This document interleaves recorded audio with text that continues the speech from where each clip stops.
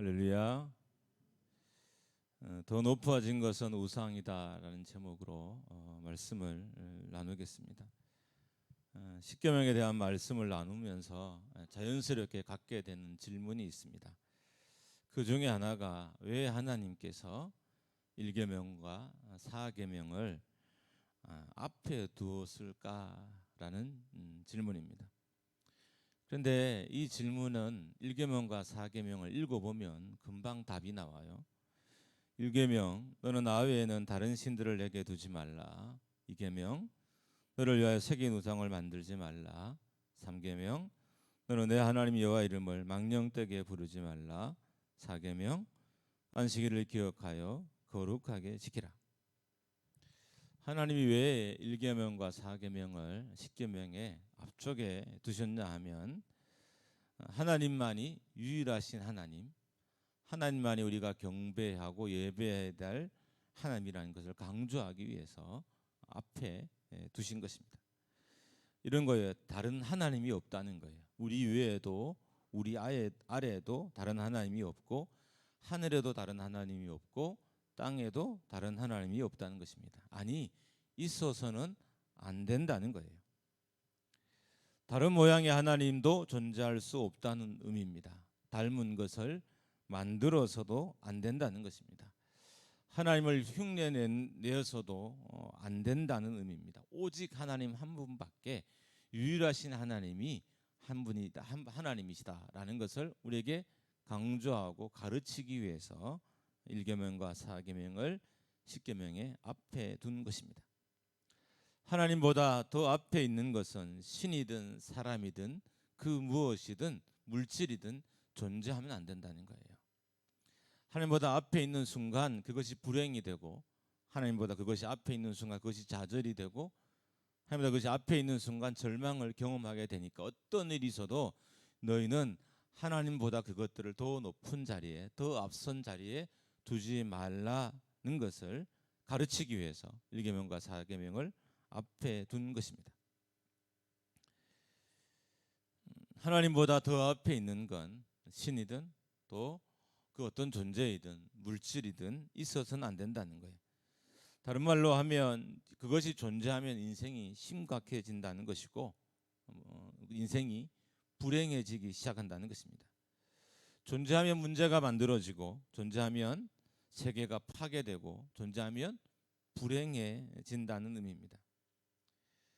여러분, 왜 우리의 삶의 질서가 잡히지 않을까요? 교회가 질서가 없고, 나라에도 질서가 없고, 또 우리 삶에도 가정에도 질서가 없어요. 지금은 질서를 말하기엔 참 부끄러운 시대인 거예요. 가정에도 질서를 말하기는 부끄럽고, 교회도 지금은 질서를 말하기에는 부끄러워요. 왜 이렇게 삶의 질서가 잡혀지지 않냐면 하나님이 유일하신 하나님으로 우리에게 믿어지지 않기 때문인 것입니다. 하나님이 유일하신 하나님으로 믿어지고 또 실제로 믿을 때 삶의 질서가 잡혀지고 유일하신 하나님으로 믿을 때 삶이 안정이 되고 평안이 온다는 거예요. 우리의 삶이 평안이 없는 건 하나님을 유일하신 오직 한 분이신 하나님으로 믿지 않기 때문에 삶의 평안이 사라지기 시작했다는 거예요. 하나님 대체되는 것들이 내 삶에 등장하면서 그것들이 처음엔 나를 위로하지만 시간은 지나면서 하나님을 잡아먹게 되고, 좀 불손한 말이지만 하나님을 밀어내게 되고, 그러므로 말미암아 인생에 있어야 될 진정한 평안과 안식이 인생으로부터 사라지게 된 것입니다. 심리적인 불안도, 삶의 불안도 하나님이 하나님 자리에 계시지 않기 때문에 우리가 경험하게 되는 것입니다. 영적인 질서도 하나님이 교회와 성도들에게 유일하신 하나님으로 믿어질 때 잡혀지는 거예요. 교회의 영적인 질서가 무너졌다면 하나님은 그 교회의 유일하신 하나님이 아니신 거예요.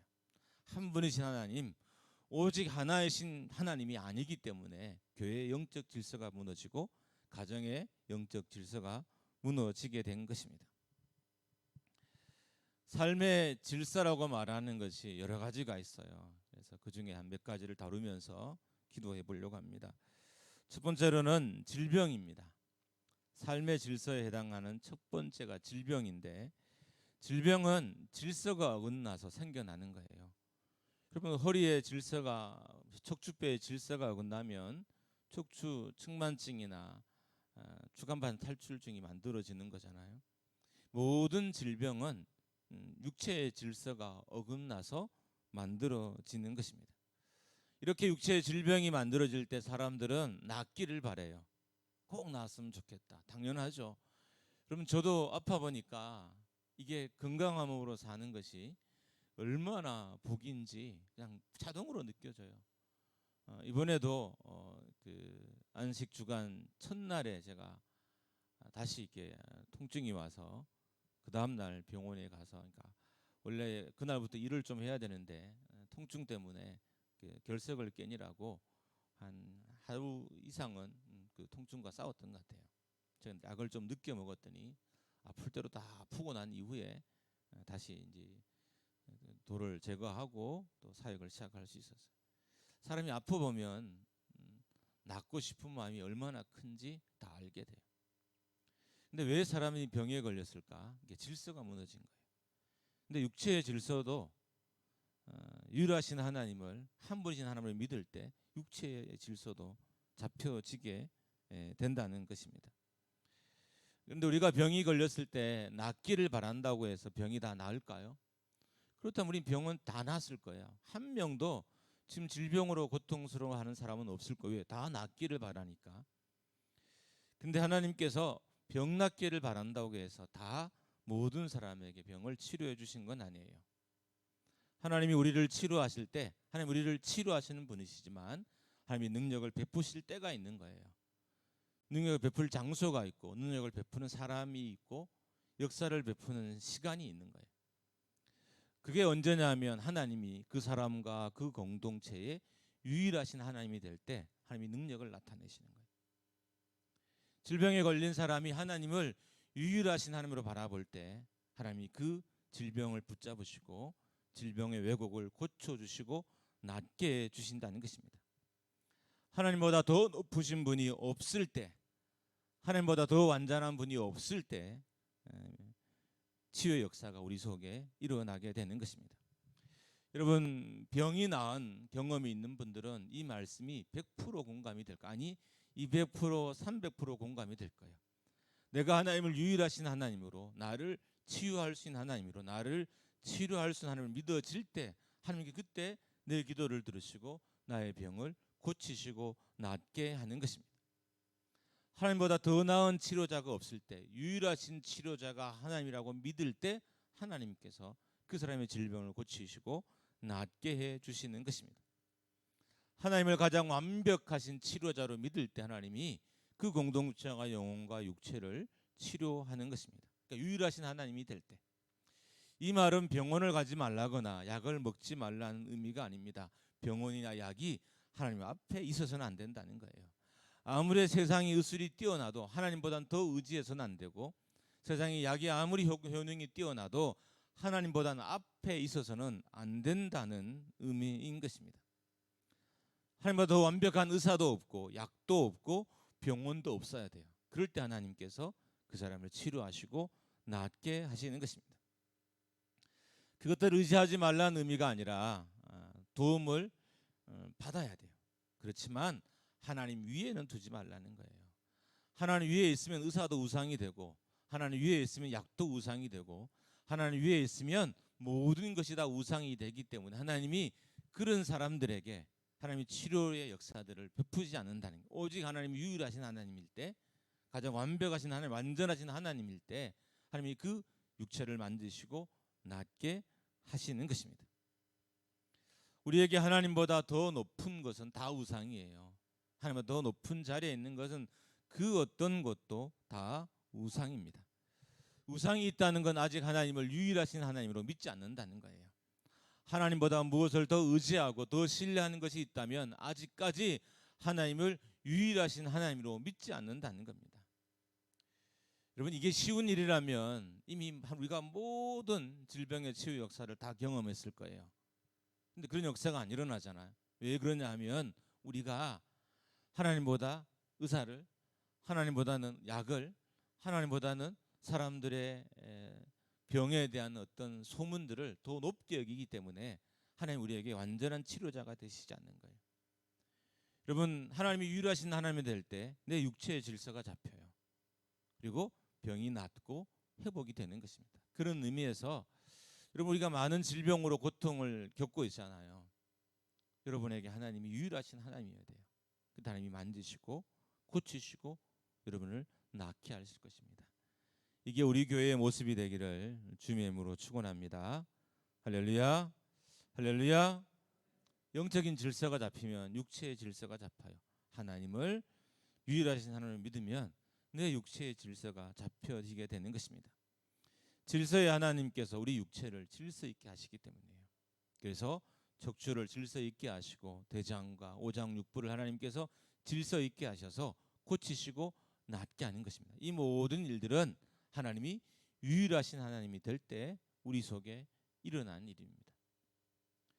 두 번째, 삶의 질서에 해당하는 것 중에 또 하나는 인생이 겪게 되는 수많은 문제들입니다. 성도들은 자신의 삶에 있는 수많은 문제들을 해결하고 싶어 합니다. 그래서 금식 기도도 하고 작정 기도도 하고 사람들에게 상담도 합니다. 그렇다면 인생에 있는 많은 문제들이 해결되는 타이밍이 언제일까요? 교회에 있는 많은 문제들이, 우리의 삶에 있는 많은 문제들이 해결되는 타이밍이 언제일까요? 그것은 하나님이 나에게 유일하신 하나님이 될 때 삶의 문제가 해결된다는 것입니다. 하나님을 내 인생의 전부로 믿어질 때, 하나님이 유일하신 하나님을 믿어질 때, 하나님이 한 분이신 하나님으로 믿어질 때 인생의 문제들이 스르륵 풀리기 시작하는 거예요.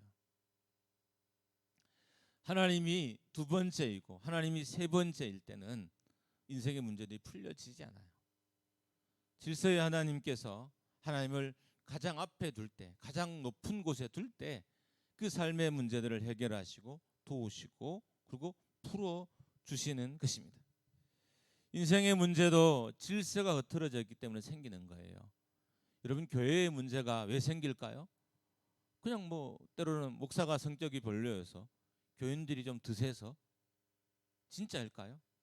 아니에요. 하나님이 그 교회의 유일하신 하나님이 아니기 때문인 겁니다.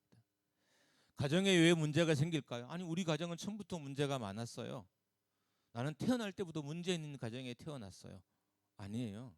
하나님이 유일하신 하나님이 되지 못했기 때문에 가정의 문제가 해결되지 않은 것입니다.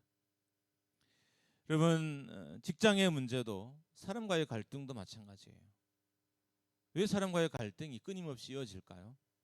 인생이 당연한 거라고요? 물론 그래요. 인생의 모습이에요. 그건 결과적인 거죠.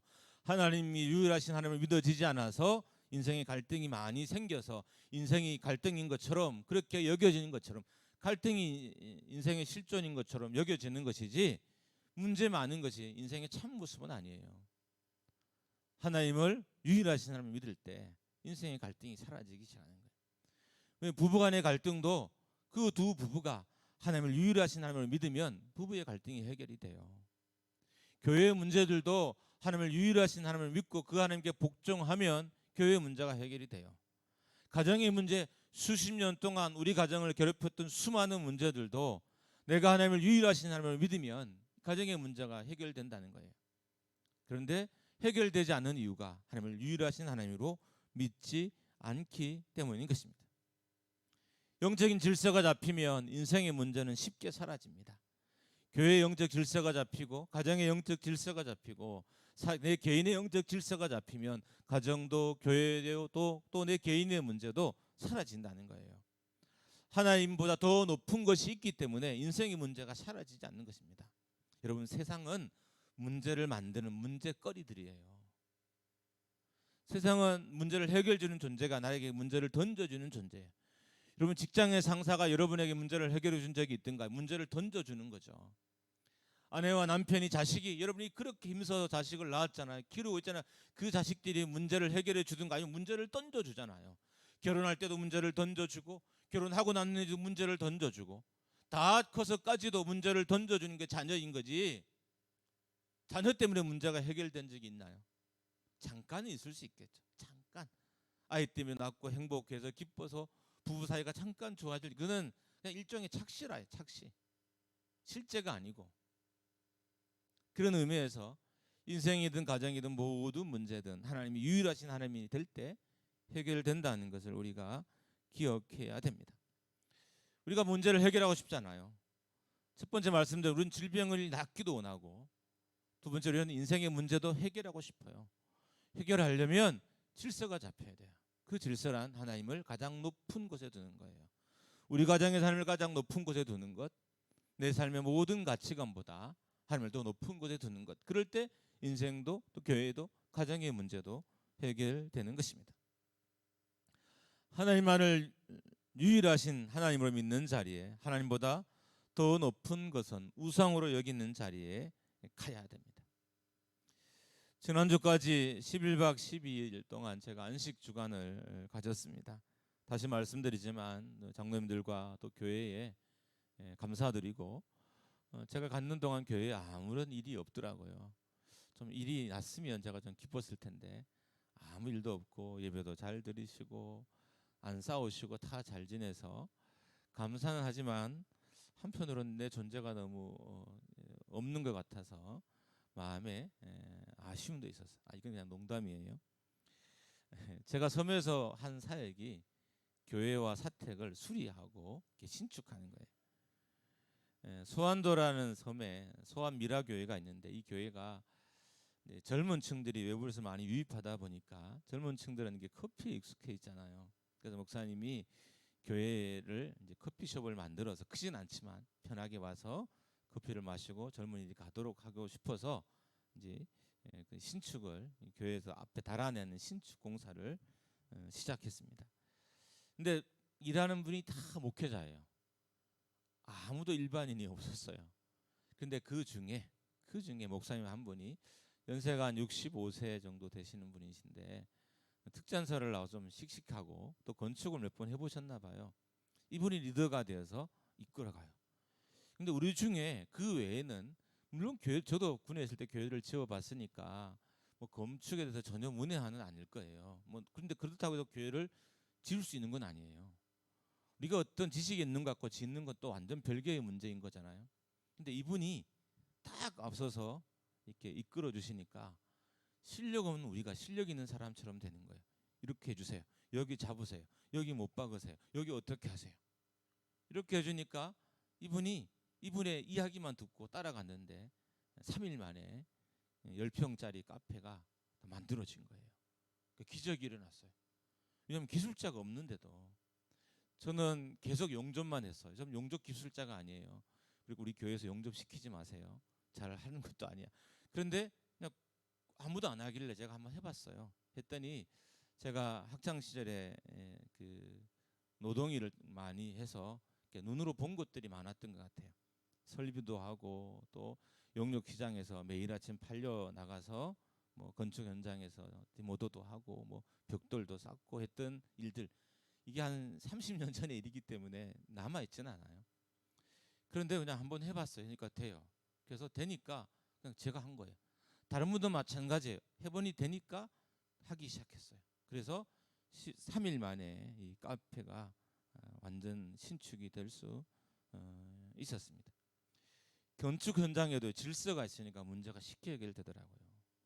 심지어 비전문가인데도 집을 지을 수 있어요. 놀랍죠. 저는 그래서 질서가 이렇게 중요한 걸 깨달았어요. 교회가 질서가 잡히잖아요. 성도들이 실력 있는 사람은 순식간에 바뀌어요. 질서가 있으면 교회가 할 수 있는 일이 많아지고, 질서가 있으면 부족한 성도들인데 오히려 능력 있는 교회보다 더 큰 일을 할 수 있다는 확신이 제 마음속에 너무 크게 되는 거예요. 우리 집 목사님 중에 아무도 전공자는 없었어요. 한 분이 건축을 전공하신 분이 있으신데, 말씀드렸던 이 목회를 하고 일선을 떠난 분이기 때문에 건축을 하는 일들에 현직에 있는 사람들처럼 그렇게 지식이 있거나 그렇게 하지는 못해요. 따지면 다 문외한들이에요. 그런데도 10평짜리, 그것도 아주 높게, 정말 유럽에 있는 집들처럼 지붕을 뾰족하게 짓고 올 수 있었어요. 왜냐하면 앞서 있는 그 65세 되시는 목사님께서 딱 질서를 잡고 하나씩 해결해 가니까 질서가 잡히고, 건축의 문외인 우리가 건축하는 일들이, 특별히 저는 용접을 한 번도 해본 적이 없는데 3일 동안 계속 용접만 했어요. 바로 질서가 이렇게 만든 거예요. 그 사람의 말을 우리가 잘 들었거든요. 차라리 우리가 모르니까 듣기가 훨씬 수월하더라고요.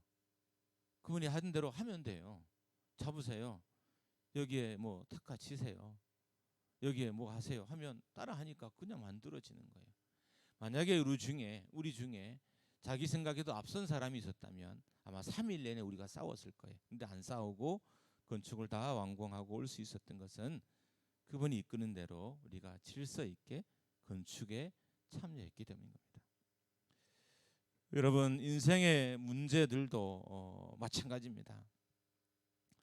이 문제들을 해결하고 싶잖아요. 정말 해결하고 싶으면 하나님을 유일하신 하나님을 믿을 때 영적 질서가 잡혀지면 인생의 문제들이 해결된다는 것입니다. 이스라엘이 가장 편했을 때가 언제였을까요? 하나님이 가장 높은 곳에 계실 때였어요. 이스라엘이 가장 전쟁으로 고통스러울 때가 언제였을까요? 하나님이 가장 낮은 곳에, 특별히 우상들보다 더 낮은 곳에 있을 때 이스라엘은 가장 고통스러운 삶을 살았어요. 우리가 정말 삶의 문제를 해결하려면 하나님을 유일하신 하나님으로, 하나님을 가장 완전하신 완벽하신 하나님을 믿어질 때 그런 역사이 우리 속에, 우리의 삶에 일어나게 된다는 것입니다. 우리가 우상으로 여기는 것은 그것이 나의 삶에 혜택과 이익을 줄 것이라고 믿기 때문입니다. 그러나 실상은 그렇지 않아요. 오히려 삶을 더 공고하게 만들어요. 자녀가 우상이 된 것은 자녀가 나에게 혜택과 유익을 줄 것을 믿기 때문에 우상이 된 거예요. 그러나 자녀는 나에게 혜택을 주는 존재가 아닌 거예요. 여러분, 물질도 겉으로 보기에는 물질이 나에게 혜택을 주는 존재처럼 보여요. 그러나 자세히 보면 우리가 물질 때문에 얼마나 고통을 당해요. 그걸 벌기 위해서 얼마나 수모를 당하냐고요. 진짜 이 본질을 못 보잖아요. 못 보면 끊임없이 평생에 물질에 매여서 물질이 주는 고통으로 우리가 살 수밖에 없는 거예요. 물질이 주는 고난을 이겨내려면, 고통을 이겨내려면 물질을 하나님 다음에 둬야 돼요. 그때 하나님께서 물질이라는 고난들을 내 삶에 거두어 가시고 내가 가진 물질이 복되게 하시는 거예요. 섬사역을 하면서 당연히 재정이 필요하죠. 물론 저는 재정이 충분히 채워져서 아무 문제가 없었고 사역을 하기 위해서는 건축을 하기 위해서는 재정이 필요해요. 그런데 놀랍게도 수많은 성도들이 선교사님 통장으로 물질을 보내와요. 그래서 섬의 그 교회들이, 또 교회 리모델링하는 일들이 만들어지고 있더라고요. 그분들이 왜 그랬을까요? 어떤 분은 뭐 700만 원, 어떤 분은 1000만 원, 어떤 분은 작게는 50만 원. 이 많은 물질들을 보내는 이유가 왜일까요? 물질이 우선순위가 아니기 때문이에요. 물질이 1순위가 아니었기 때문에 그렇게 할 수 있었던 것입니다. 우상은 어떤 경우에도 하나님이 될 수 없습니다. 아무리 우상을 하나님 자리에 올려놓아도 우상은 우상이고 우상은 하나님이 될 수 없습니다. 더 놀라운 것은, 더 안타까운 것은 올리는 순간 인생의 불행이 시작된다는 겁니다. 세 번째, 삶의 질서 중에 해당되는 것, 마음의 질서입니다. 내면의 질서. 내 마음의 질서. 내 마음의 질서도 하나님이 유일하신 하나님으로 믿어질 때 잡혀지는 거예요. 그러면 상처도 외로움도 아픔도 하나님이 질서를 잡아주셔요. 내 마음이 아픈 건 내 마음의 질서가 무너졌기 때문이에요. 내가 어떤 상처 때문에 고통스러운 것은 그 상처로 내 마음의 질서가 무너진 거잖아요. 근데 하나님을 유일하신 하나님을 믿을 때 하나님께서 내 내면의 상처와 아픔을 치료하시고 낫게 하신다는 것입니다. 하나님이 유일하신 하나님을 믿어질 때 내면의 질서도 잡히게 되는 것입니다. 마음의 질서가 잡혀지게 되는 거예요. 우울증도 패닉, 공황이라 그러죠. 공황도 온갖 종류의 공포증도 치료가 일어나요. 이 내면의 모든 치료는 하나님이 유일하신 하나님일 때 내 속에, 내 내면에 일어나는 거예요. 하나님이 한 분인 것이 강력하게 믿어질수록, 하나님이 유일하신 하나님인 것이 강력하게 믿어질수록, 하나님밖에 내 인생에 치료자가 없다는 것이 완벽하게 믿어지는 그 순간 하나님이 내 내면에, 내 마음에 상처와 아픔과 외로움과 고통을 치료하시고 낫게 하시는 것입니다. 마음이 건강해지는 비결은 하나님을 내가 유일하신 하나님을 믿을 때 이루어지는 거예요. 우리가 마음이 건강하기 위해서 얼마나 많이 노력해요. 이렇게 하면 마음이 좋더라. 이렇게 하면 마음이 편해지더라. 뭐 이게 필라테스를 해라. 이렇게 요가를 해라. 끊임없이 세상이 우리에게 요구하잖아요. 물론 그것도 육체 유익이 돼요. 그러나 진짜 유익은 하나님을 유일하신 하나님을 믿을 때 그 역사가 우리 속에 일어난다는 거예요. 그래서 하나님께서 십계명을 하나님에 대한 계명을 앞에 배치했어요. 하나님이 너에게 유일하신 하나님이 되어라. 한 분이신 하나님이 되어라. 하나님이 너에게 가장 완전하신 하나님이 되어라는 것을 우리가 알고 그렇게 믿고 따르기를 바라는 마음에서 앞에 배치해 뒀던 것입니다. 하나님 위에 있는 온갖 우상들을 버리면 마음의 질서가 잡혀집니다. 하나님이 만드신 질서 안으로 우리가 들어가게 되는 것입니다. 마음이 아픈 것은 어떤 사건을 계기로 마음의 질서가 무너졌기 때문이에요. 그러면 그 아픈 마음은 우리가 어떻게 치료받을까요?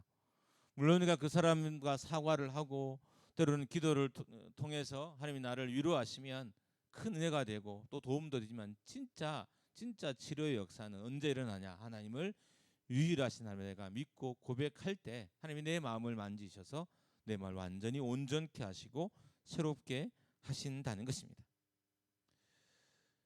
하나님이 중심에 자리 잡지 않으면, 하나님이 나의 내면의 기둥에 자리 잡지 않으면 마음의 질서는 잡히지 않습니다. 마음의 평안은 없어요. 여러분가 예배를 드리면 정상적으로 마음이 평안해야 되잖아요. 근데 예배당을 나가는 순간 마음이 평안해지지 않는 것을 느껴요. 삶의 문제들이 나를 다시 엄습해 오고 고통들이 나를 다시 공격해 오는 걸 느껴요. 왜 그럴까요? 내가 예배를 통해서 예배 중에 하나님을 유일하신 하나님으로 고백하고 예배하고 찬양하고 기도하지 않았기 때문인 거예요. 우리 교회가 예배를 마칠 때 항상 기도하잖아요. 그때 여러분이 정말 하나님을 유일하신 하나님으로 믿고 담대하고 강하게 기도할 때 하나님이 유일하신 하나님이 되고 그 유일하신 하나님께서 여러분의 문제든 여러분의 질병이든 내면의 질서든 바로 잡아주시면 우리가 평안을 누리게 되는 것입니다. 마음의 질서, 내면의 질서가 잡혀야 마음의 치료가 일어나게 됩니다. 이 모든 원리를 만드신 하나님은 그 백성들을 이 영적인 원리 안에 두길 원하셨어요. 그래서 십계명을 지키도록 한 거예요. 내가 너에게 유일하신 하나님이 될 때 너에게는 질서 잡힌 인생을 살 수 있게 된다. 그것을 가르치기 위해서 십계명을 외우게 하시고 또 십계명을 지키게 하셨던 것입니다. 하나님은 이스라엘 백성들이 자신을 영원토록 유일하신 하나님으로 믿기를 바랬어요. 그래서 자녀들에게 가르치기를 원했던 것입니다. 신명기 6장 4절입니다. 같이 읽습니다. 시작. 이스라엘아 들으라. 우리 하나님 여호와는 오직 유일한 여호와이시니. 하나님을 유일하신 하나님으로 믿도록 가르치는 것이 이스라엘의 교육의 쉐마 교육의 핵심인 거예요. 하나님은 한 분이신 하나님입니다. 하나님은 유일하신 하나님이시다는 것을 가르치고 고백하게 하고 그렇게 믿게 하는 것이 이스라엘 교육의 핵심인 거예요. 왜요? 그래야 삶의 질서가 잡히고 인생의 질서가 잡히고 교회의 질서가 잡히고 그들의 공동체의 질서가 잡히기 때문인 거예요. 그리고 그들이 행복할 수 있기 때문인 거예요. 그래서 이것을 가르쳐 지키도록 했던 것입니다. 하나님 나라 백성들이 배워야 하는 핵심 내용이 하나님이 유일하신 하나님이라는 거예요. 그렇게 따지면 여러분과 저도 우리가 우리의 신앙을 통해서 가장 먼저 배워야 될 것, 가장 앞서 배워야 될 것, 절대로 잊으면 안 되는 것, 절대로 마음에 품고 살아야 할 것의 하나님이 유일하신 하나님이라는 사실이에요. 이게 믿어지고 고백되어지고 그렇게 살 때 하나님이 그 삶과 그 인생의 은혜들을 베풀어 주시는 것입니다. 구원과 영생도 마찬가지입니다. 요한복음 17장 3절입니다. 같이 읽습니다. 영생은 곧 유일하신 참 하나님과 그가 보내신 자 예수 그리스도를 아는 것이니라. 영생은 하나님을 유일하신 하나님으로 믿는 자에게 주어진다는 의미예요. 구원은 하나님을 유일하신 하나님으로 믿는 자에게 하나님이 주시는 선물인 거예요.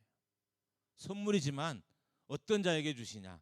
하나님을 유일하신 하나님을 믿는 사람에게 주는 것이 곧 구원과 영생이라는 것입니다.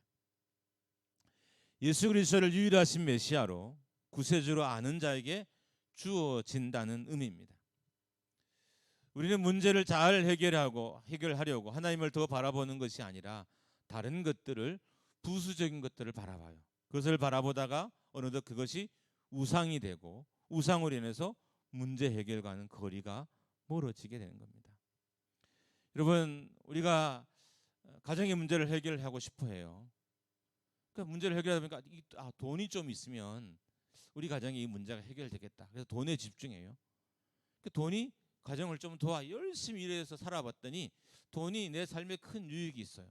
그럼 어느 순간 이것이 우상이 돼요. 이건 하나님은 유일하신 하나님의 자리에서 멀어지게 된 거. 돈이 하나님을 대신하게 돼요. 더 불행해진 거죠. 문제를 해결하려다가 더 불행해져요. 그게 해법이 아니니까. 인생의 진짜 해법은 하나님을 유일하신 하나님을 믿는 거예요. 그럴 때 하나님께서 우리를 도우시고 우리와 함께 하시고 인생에 있는 문제들을 해결해 주시는 것입니다. 하나님보다 더 높은 것을 만들면 문제가 쉽게 해결될 거라고 믿습니다. 실제는 그렇지 않아요. 우리 삶에는 하나님보다 더 높은 위치에 있는 것이 많습니다. 어떤 경우에는 삶을 살다 보니까 하나님보다 더 높은 것이 만들어지기도 해요. 그냥 인생을 열심히 살았어요. 그러니까 직장 생활을 정말 열심히 했는데 어느 순간 직장이 하나님보다 더 높은 곳에 있는 거예요. 자녀 교육을 정말 열심히 해서, 부모가 해야 될 일이죠. 저도 열심히 하려고 해요. 근데 그렇게 하다 보니까 어느 순간 자녀가 하나님 위치로 가요. 남편을 너무너무 좋아하다 보니까 어느 날 남편이 하나님 위치로 가버리게 되는 것입니다. 그래서 삶에 있는 많은 문제들로부터 우리가 벗어나지 못하는 것입니다. 우상을 부술 때 이스라엘의 문제가 해결됐던 것처럼 우리 인생의 문제들도요, 내가 만든 우상을 부술 때 문제가 해결되는 거예요. 그냥 살다가 만들어졌어요. 열심히 살다가 만들어졌어요. 아버지로, 어머니로, 또 성도로, 또 직장인으로, 사회인으로 열심히 살다가 만들어진 우상이 그냥 자연스럽게 만들어진 게 너무 우리 속에 많아요. 근데 그것은, 그 우상들은 영적 질서를 파괴하는 존재인 거예요. 하나님과의 관계를, 나와 관계를 파괴하는 거예요. 그래서 우리가 질서가 깨어진 상태로, 몸의 질서가 깨지고 내 내면의 질서가 깨지고 내 영혼의 질서가 깨어진 채로 우리가 살게 되는 것입니다. 성경은 탐심을 우상 숭배라고 합니다. 이게 어떤 의미냐면 탐심이 우상 숭배를 만들었다는 거예요. 골로새서 3장 5절입니다. 같이 읽습니다. 시작. 그러므로 땅에 있는 지체를 죽이라. 곧 음란과 부정과 사욕과 악한 정욕과 탐심이니 탐심은 우상 숭배니라. 탐심이, 욕심이, 더 가지려는 마음이 우상을 만들고 그 우상을 하나님보다 높이 둠으로 영적인 질서가, 인생의 질서가 깨어져서 우리가 고통을 받게 되는 것입니다. 여러분, 우리가 코로나가 오잖아요. 그러면 코로나 중에도 하나님보다 더 높아진 것이 분명히 있을 거예요. 그러니까 왜 그렇게 했을까요? 그렇게 하면 코로나를 이길 거라 생각한 거예요. 정부의 말을 잘 들으면 코로나를 이길 거라 생각하고 직장 상사의 말을 잘 들으면 코로나의 문제가 해결될 거라고 믿어요. 그러나 해결되지 않잖아요. 시간이 지나면 언젠가는 풀려질 문제이지만 내가 세상의 메시지를 듣는다고 해서 세상의 내 삶의 문제들은 풀려지지 않습니다. 정부가, 또 코로나가, 위험이, 물질이, 자녀가, 직장이, 나의 비전이, 또 나의 건강이 하나님보다 더 높은 곳에 있어서는 안 됩니다. 영혼의 질서, 육체의 질서가 무너지고 혼란과 고통이 우리에게 엄습해 옵니다. 여러분, 이제부터 우리가 계속해서 제가 십계명 전반부에 대한 말씀을 나누잖아요. 이 말씀을 나누는 이유가 오늘 이 핵심이에요. 하나님을 유일하신 하나님으로 믿으라. 하나님을 가장 완전하신 하나님을 믿으라. 하나님 위에 더 높이 있는 건 다 우상이다. 우상은 나를 살리는 존재가 아니라 나를 죽이는 존재고 나를 불행하게 하는 존재다. 인생은 어쩔 수 없이 열심히 살다 보니 그것이 우상이 되고 우상이 만들어졌다. 그렇죠? 여러분을 비난하고 비판하는 게 아니에요. 저도 그렇게 우상이 만들어졌을 거예요. 그러나 이제 우리가 깨달아야 돼요. 이제 정말 우리가 이 사실을 깨닫고 하나님을 가장 유일하신 하나님을 믿는 자리로 돌아갈 때 영혼의 질서, 육체의 질서, 내 삶의 질서가 잡히고 내 문제들도 질서가 잡히게 되는 것입니다. 하나님보다 더 높아진 것을 속히 낮은 자리로 내려놓으십시오. 오늘 결단의 기도를 할 텐데 그 기도할 때 여러분께서 하나님보다 더 높이 있는 걸 빨리 내려놓아야 돼요. 내려놓으면 여러분 오늘부터 이 예배로 시작을 해서 여러분 인생의 문제가 풀려갈 거예요. 육체의 질병도 내 내면의 질서도 내 삶의 고통들도 하나씩 해결해 갈 거예요. 만약에 우리가 이 말씀을 듣고도 여전히 하나님보다 더 높은 것이 있다면, 하나님의 높은 곳에 있는 우상들이 있다면 나는 그것들에서 끊임없이 고통을 당하며 남은 생애를 계속해 살아가게 될 거예요. 그런 의미에서 오늘 말씀은 내 삶의 전환점을 가져올, 제 목회도 마찬가지예요. 제 목회에 전환점을 가져올 말씀이라는 거예요. 이 말씀을 잘 듣고 우리가 기도했으면 좋겠습니다.